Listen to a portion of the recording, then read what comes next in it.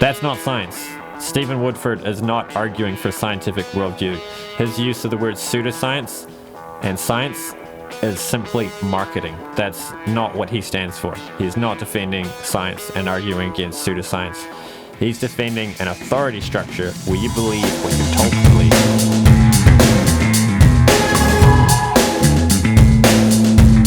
Very excited about this one. Stephen Woodford of Rationality Rules has finally put out a video where he gave some arguments for evolution, for common descent.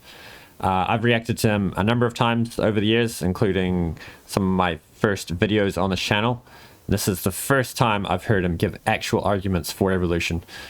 Every other time he's talked about it, he's just assumed it's true, including assuming it's true as part of arguments that he's making for other things.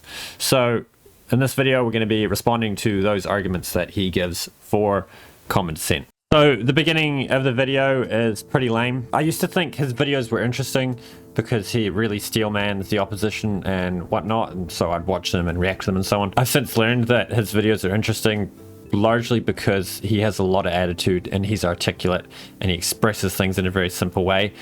But a lot of his arguments are actually not steelmanning the opposition or actually really dumb. So, for example, a significant portion of the start of his video is just ad hominem attacks. So he claims Stephen Meyer is not qualified to speak on evolution because his PhD is in philosophy of science rather than evolutionary biology. So the qualifications of the person speaking are not what determines the strength of the argument. So if someone who's unqualified is more likely to not understand the subject and thus give bad arguments, so show that the arguments are bad.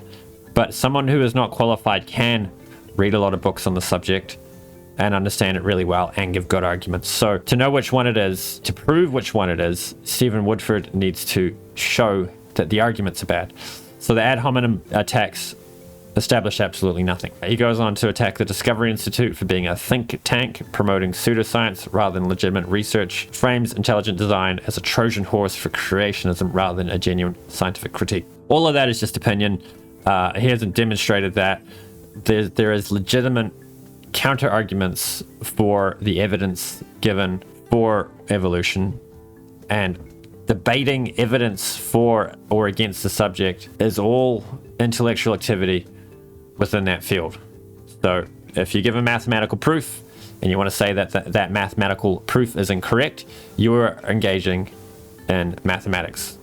But similarly, if someone gives an argument or a particular theory and you engage with the epistemology, with the reasoning, with the evidence that they give to support their theory and poke holes in it, you're doing, in the case of evolution, maybe archaeology, maybe biology, but this is still science. Science is about debate and inquiry. So, and if you want to say the motivations of Stephen Meyer or the Discovery Institute are what determine if it's a scientific endeavor, then we've got to also look at the motivations of the people giving evidence for evolution.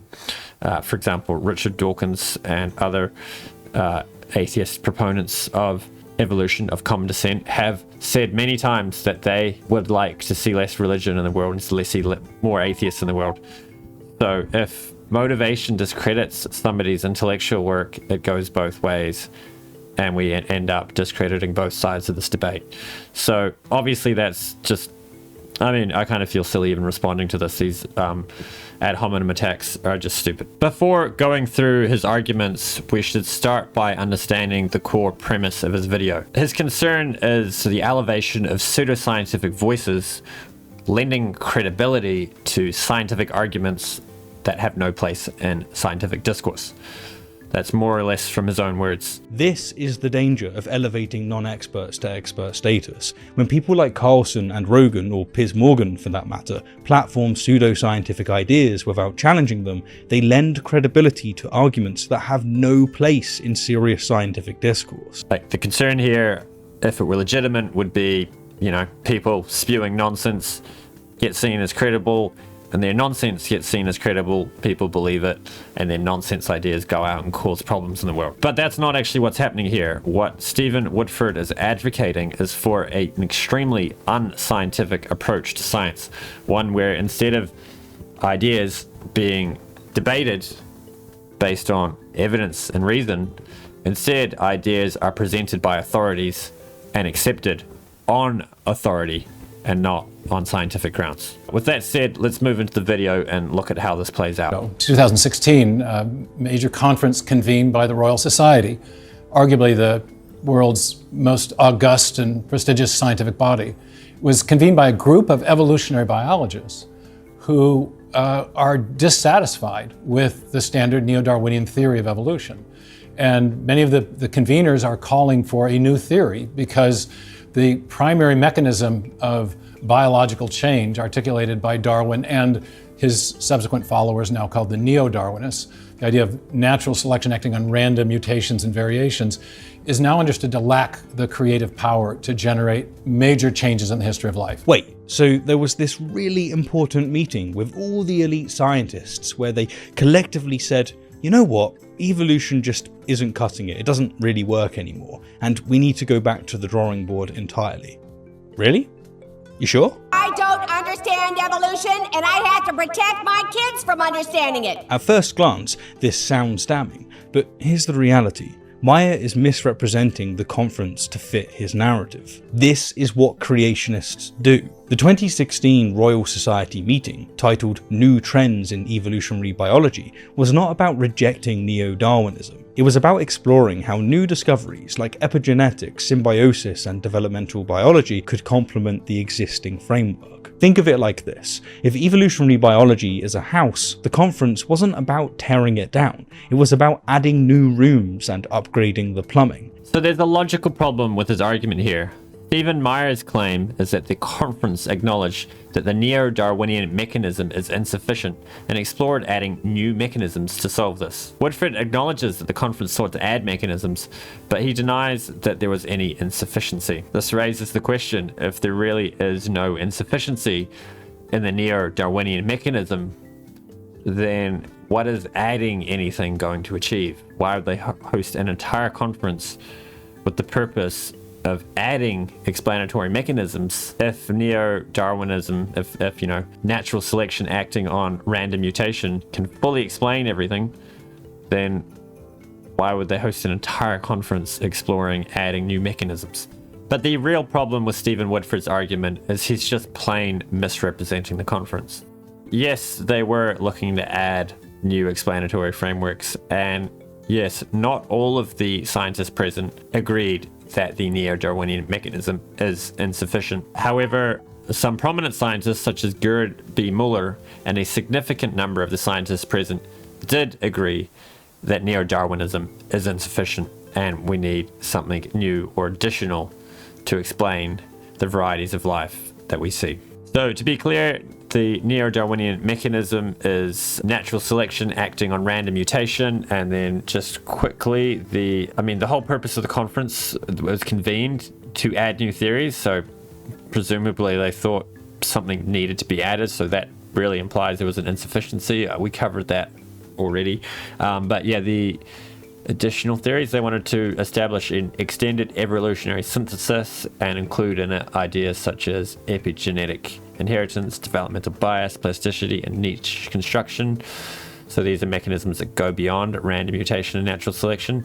I'm not familiar with all those theories, but I'm just mentioning them to cover the facts. And another important thing to note is that there was not a consensus on accepting any of these new theories as an explanatory framework. So there was wide acknowledgement that there's a problem, there's something lacking, but there was not a consensus of a new explanation. Perhaps Stephen Meyer is overstating it when he makes his case based on this conference, but he's getting it more accurate than Stephen Woodford, and he has a very important point to make by bringing up this conference, because intelligent design advocates have been arguing for decades that the neo-Darwinian mechanism is not sufficient to explain what it's given to explain. So having a bunch of prominent scientists in the field at a conference admitting this is a strong argument, and it's a strong vindication for people like Stephen Meyer, who've been saying this for a long time. This is something that happens in every area of science and in every field, from engineering to medicine. When new evidence or challenges emerge, we refine our models and approaches. That's not a crisis. That is how progress works. Yeah, except when you've been telling everyone for decades that the mechanism you've come up with completely explains everything, and then you come along and say, oh, actually, we need these things too to explain it, then you just admitted something your opponents have been saying for decades. So why the misrepresentation? Well, it's because Meyer's goal isn't to advance science, it's to undermine it. By cherry-picking quotes and exploiting scientific nuance, he creates the illusion of discord when none exists. So now he's doing more ad hominem and he's psychologizing Stephen Meyer. Again, I think this is just plain stupid. He then goes on to quote one of the prominent evolutionary biologists at the conference who did not agree that there was any kind of a crisis going on in the theory of evolution.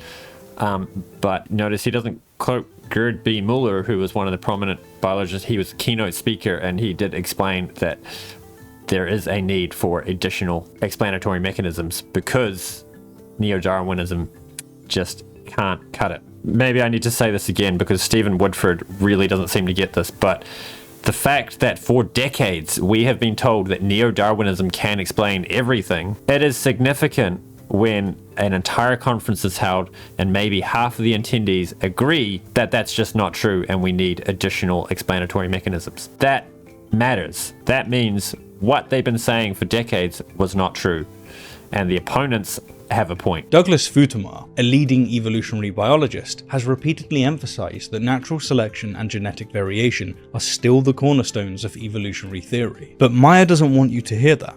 He wants you to think that scientists are secretly doubting evolution, so he can swoop in with his alternative.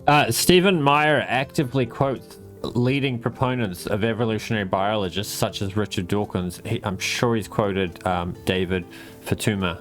Not sure if I'm pronouncing that right. Stephen Meyer has never denied that there is a contingent of evolutionary biologists who are staunch on neo-Darwinism being the theory that still has all the explanatory power. But it's just a fact that there are dissident voices, both trained evolutionary biologists, and there are within the non-dissident community of evolutionary biologists people who think that people like Richard Dawkins, if they heard Stephen Woodford's video, they'd probably think he's overstating it. There are people in the scientific community who acknowledge that there's some questions remaining, that there's some insufficiency in the explanatory mechanisms. And it is undeniably true that somebody who is in a prominent position with a job at a university as an evolutionary biologist, if they were to come out publicly and doubt and challenge the theory, that could cost them their job, their career, their reputation. The fact that there are costs to a scientist for stating a dissident opinion means that if they did hold a dissident opinion, we might not know. Now, people like Stephen Meyer and Rupert Sheldrake, they go around lecturing at universities and they have professors come up to them everywhere they go saying, I think you've got a point, but I can't let any of my colleagues find out. Now, sure, this is anecdotal. This is said in confidence. We don't have the names of these people because they're not coming out publicly and saying it, but I just believe that Rupert Sheldrake and Stephen Meyer are honestly reporting their experience of having people come up and say this, because it makes sense to me too. We saw with COVID that so many people didn't agree with the lockdowns, didn't agree with the mandates, and didn't say anything until the public opinion, till the tide of public opinion turned. Then they came in and said, oh yeah, I kind of had a problem with it all along, but I couldn't say anything at the time for fear of rejection, for fear of social backlash, for fear of, workplace consequences. This is just a feature of human psychology that we are herd animals, we want to fit in, and a lot of the voices that spoke out around COVID lockdowns were people at the end of their careers who were so well established in their career or were ready for retirement, so it didn't cost them anything. But the young people in professions, they were much more likely to keep quiet. So similarly with evolution, there could be much more people doubting it than we know about. And just the way this subject is handled, where it's not debated publicly, where there's a politically correct opinion that you are expected to hold or be seen as unscientific. This is why I think this is such an important video to react to, because Stephen Woodford, it's had like 100,000 views. Stephen Woodford is ostensibly arguing for a scientific approach. However, his approach is actually incredibly unscientific, because instead of saying, let's have the debate, let's look at the evidence, let's look at the argument, he's talking about authority structures, that the authorities say this is true and the pseudoscientists say it's false. Let's deplatform the pseudoscientists and listen to the authorities. None of this is about scientific debate, scientific evidence, or reasoning.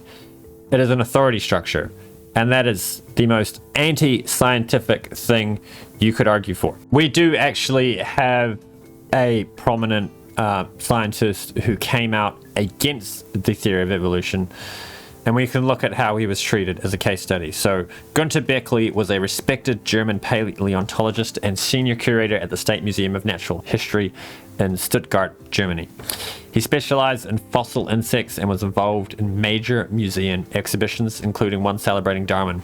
After seriously engaging with critiques of Darwinism, including intelligent design, he publicly announced that he no longer accepted the standard evolutionary narrative.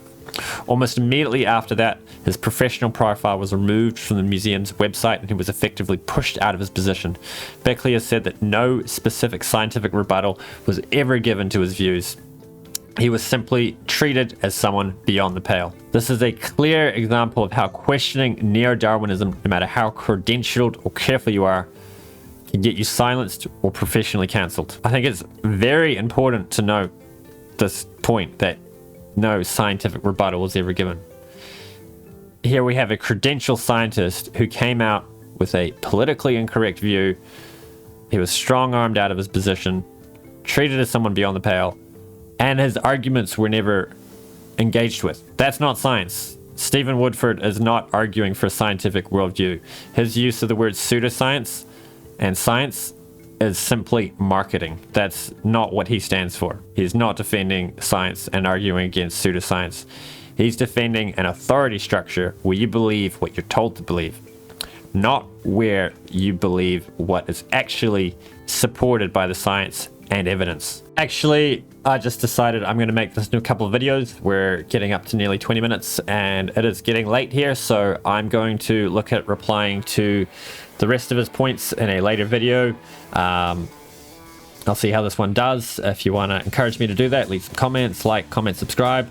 Helps us out in the algorithm, and I will catch you in the next one. Hare Krishna.